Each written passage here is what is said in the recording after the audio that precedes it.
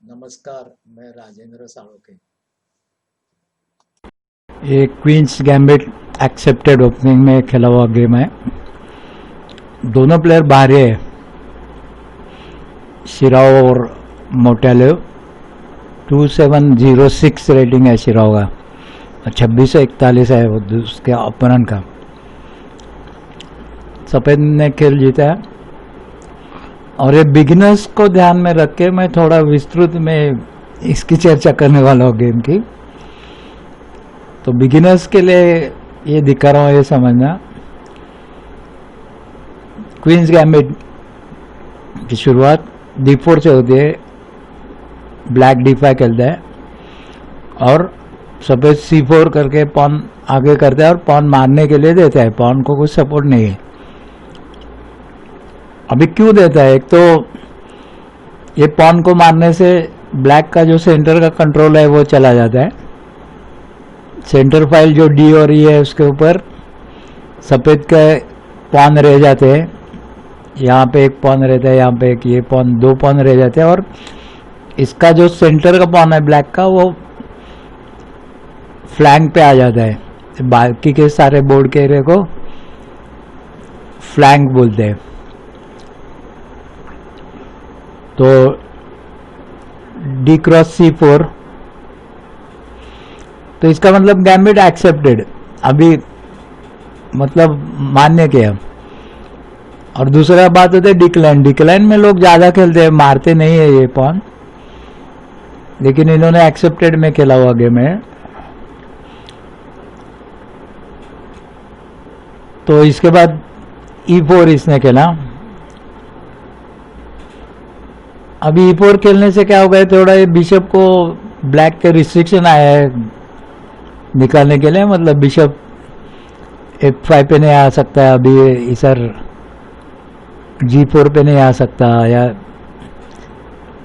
H3 पे नहीं आ सकता। तो थोड़ा बिशप को रिस्ट्रिक्ट किया, लेकिन ये बुक मूव है, मतलब किताब में लिखी हुई बुक मूव है।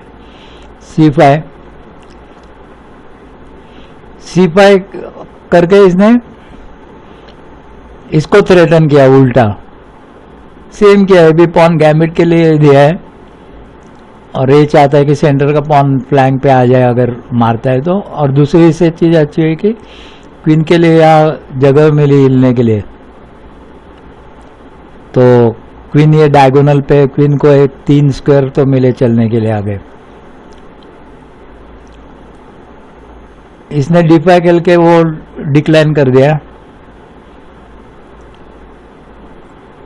और पॉन आगे निकलना।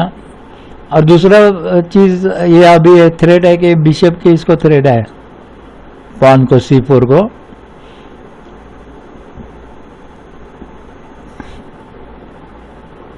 नाइट F6 लिया तो आगे नाइट की थोड़ी आगे की भी सोचनी चाहिए कि E4 पे जाके थ्रेट है, E4 को मार सकते हैं। E4 को कोई प्रोटेक्शन नहीं है हमें। तो इसने E4 के लिए प्रोटेक्शन लाया। B5 खेला। B5 खेलने से इस पॉन को अभी सपोर्ट किया इसने। पहले गैम्बिट के लिए देके रखा था, अभी नहीं ले रहा है तो इसको सपोर्ट किया। और थोड़ा ये हो गया कि बिशप को थोड़ा सा फ्री किया यहाँ से। मतलब बिशप यहाँ पे ये साइड में भी 2 स्क्वायर पे हिल सकता है।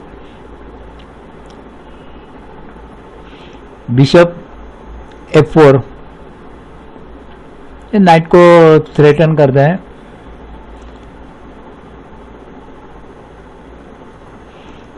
और थोड़ा E5 स्क्वायर को भी गार्ड कर रहा है। एक्चुअली ये पॉन अभी वो E5 पे लेता है तो प्लेयर के हाथ में है कि बीच में वो इन% इसको मार सकता है अगर चाहिए तो। लेकिन वो मार के फिर क्वीन एक्सचेंज करने की नौबत आ जाती है। बिशप A6 पे लिया इसने, ये पॉन को सपोर्ट किया। ये भी टेलिंग पॉन रहता है ना, वो भी थोड़ा सा पॉन से भी सपोर्ट कर सकता था, लेकिन बिशप इसने आगे निकला।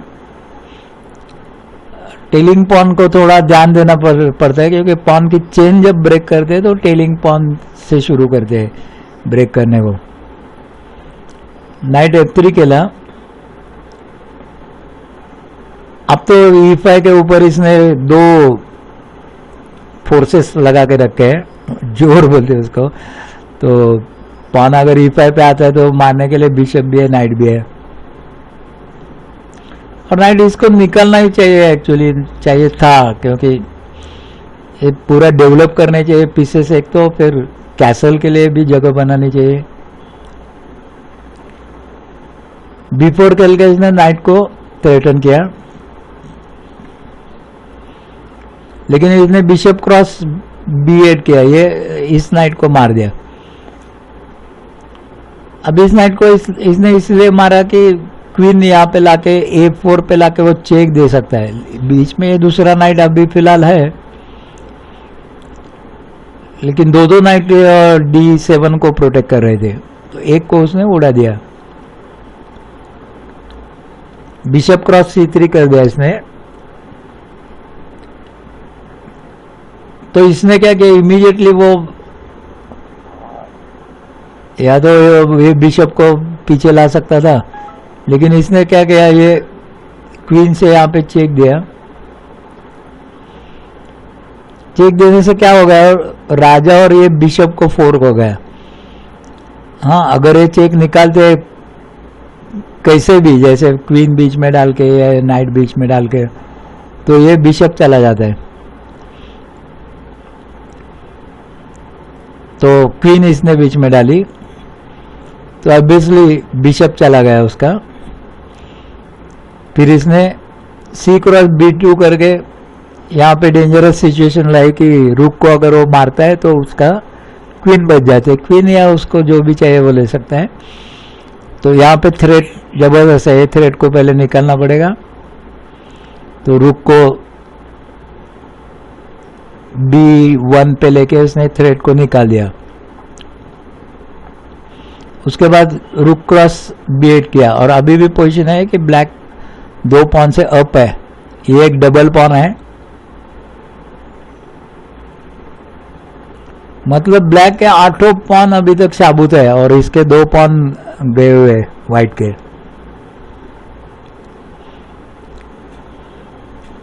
तो नाइट E5 इसने खेला. अब एक कंप्यूटर एक्चुअली बोलता है कि ये इसको थ्रेट है, इसको पहले लेना चाहिए था. नाइट खेलने की क्या जल्दी थी, लेकिन उसके पास कुछ कैलकुलेशन थी, वो फायदा ही हुआ है उसको नाइट का.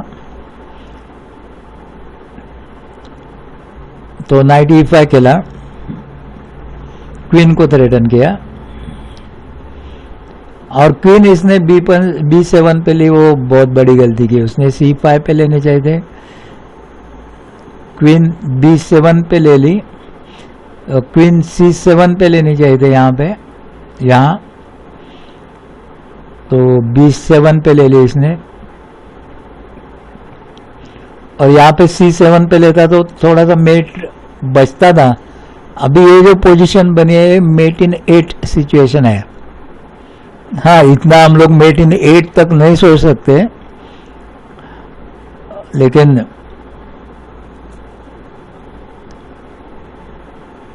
मेट इन 8 की सिचुएशन है. अगर कंप्यूटर का अभी फीड करते हैं एनालाइज के लिए तो बोलते हैं मेट इन 8 की सिचुएशन है. अभी देखो इसने क्या किया, बहुत इंटेलिजेंट चाल, यहां से थोड़ी चाल बाकी, बहुत इंटेलिजेंट चाल चली. रुक क्रॉस B2 किया. अभी अगर ये क्वीन को कुछ सपोर्ट नहीं, क्वीन को अगर मार देता है वो, एक मूव इसको थी नाइट खेलने की भी, और वो अच्छी रहती थी. इनफैक्ट नाइट D7 लेता था तो वो अच्छी रहती थी मूव. इसको क्रॉस किया तो ये मार के चेकमेट है, बैक रैंक मेट ही है. और ये नाइट अब काम में आया है. नाइट ने D7 को थ्रेटन करके रखा है, तो किंग ऊपर नहीं आ सकता है. फिनिश.